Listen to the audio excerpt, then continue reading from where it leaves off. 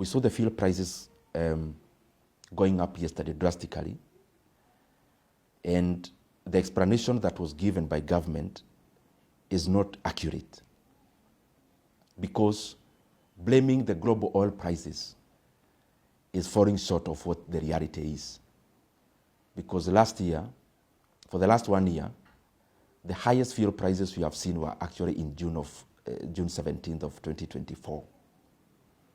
And in this calendar year, the highest prices we have seen were actually in January.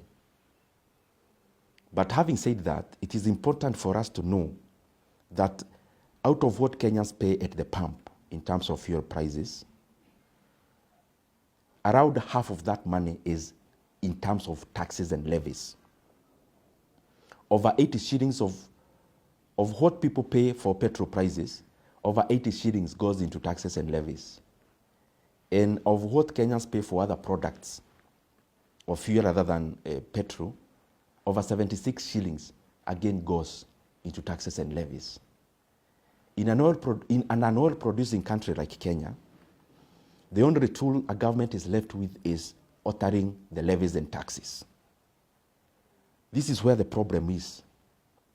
The government of Kenya actually added a new levy last year of 7 shillings in the fuel prices.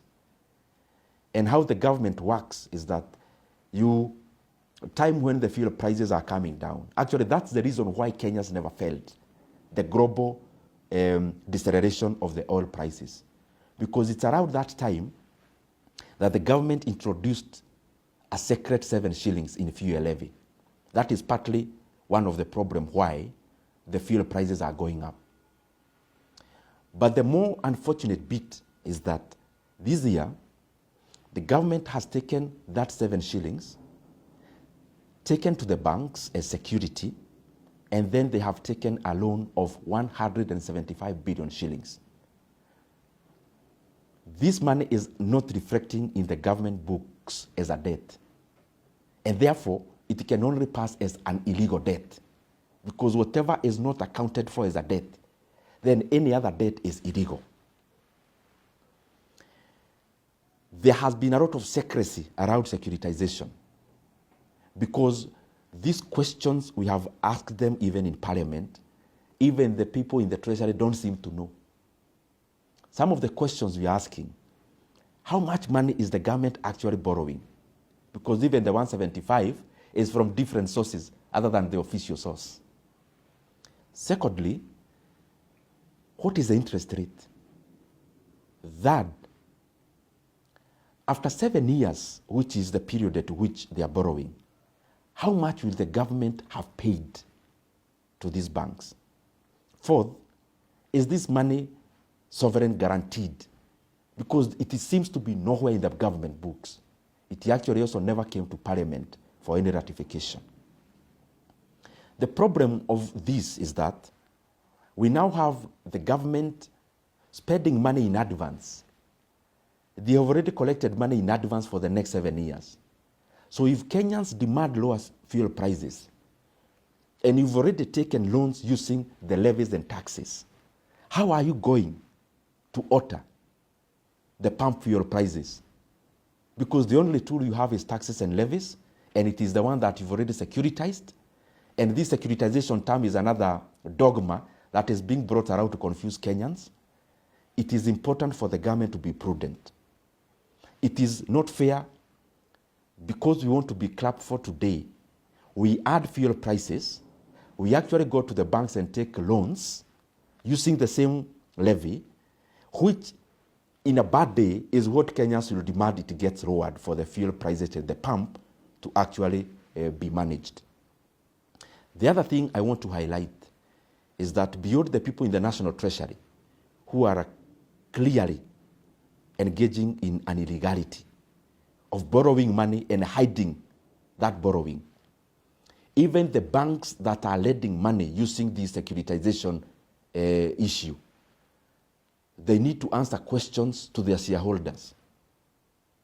This money you are lending, how is it secured? If the fuel levy in terms of what Kenyans pay is only created through a gazette notice by a memorandum from the cabinet secretary, What if another cabinet secretary gives the one that lowers the levies, which the banks are already holding as security for the loans? And lastly, in the affairs of financial management, you must never favor any of your creditors, because what basically you are doing is to open a floodgate. If you securitize fuel levy, like the one they are doing, the 7 shillings, they're in the process of doing another 5. Then what if now a Chinese lender comes and they want to securitize our VAT? And another one comes, a lender, they want to securitize our payee. What will be left for the government to do, the governments that are in power or that come to power? It is important for Kenyans to know that the explanation that was given in terms of fuel prices is actually not true. The truth is introduction of new levies, but more importantly, the illegal borrowings that are happening around fuel levy. The questions I'm asking, or the voice I am airing, it is just for the love of the country. Because if we do the same on all the other funds, the government is doing the same in terms of sports fund, we do the same in terms of fuel levy, then where is the flexibility for the governments to make decisions on how to expend their money when the government that is currently there is already spending money in advance? What if the other government that was there did the same, securitized the money in terms of all the taxes? Then what will be the role of the government now?